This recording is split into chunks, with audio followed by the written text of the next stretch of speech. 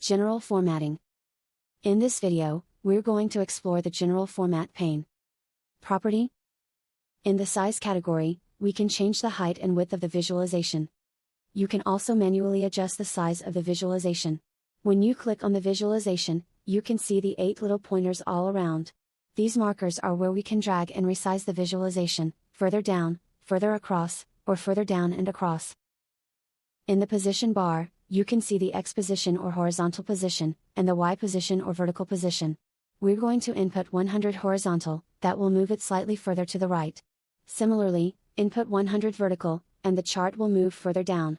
You can also manually move the visualization by clicking on, and dragging the visualization to any other point on this page. Padding. You can now control the container's margin to create a space, making the visuals look more professional and appealing. Finally, we're going to look at advanced options. Switching on responsive, the visual will adapt to size changes.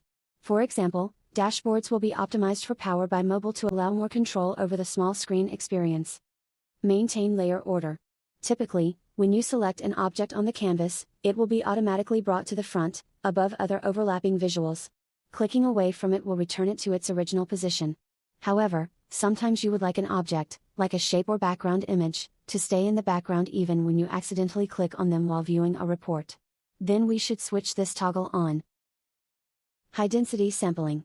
By switching on this toggle, high density data is sampled, to create visualizations reasonably quickly that are responsive to interactivity. Too many data points on a visual can bog it down and can detract from the visibility of trends. Title. This category allows us to adjust the title of the visualization. We can switch it off, not to show the title. Or we can change the title here, for example, Sales.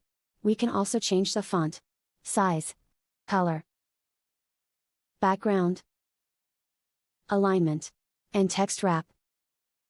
We can also create a subtitle, for example by month.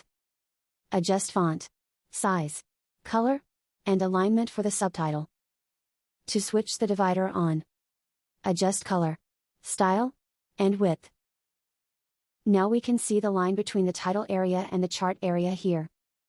Finally, we can adjust the space below the title, below the subtitle, or below the title area. Effects.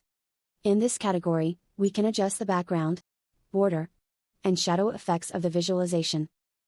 Let's change the background to green. Transparency to 80%. Now, the green background appears in the chart area. Next, switch on visual border. Adjust color to dark green. Now, we can see the border lines around the visualization. By increasing the rounded corners, for example to 10, we can see a curve at the corners of the visual. We can make the visualization more attractive by switching on the shadow effect. There are some options available in this category you can try. Header icons. We can turn on the visual header.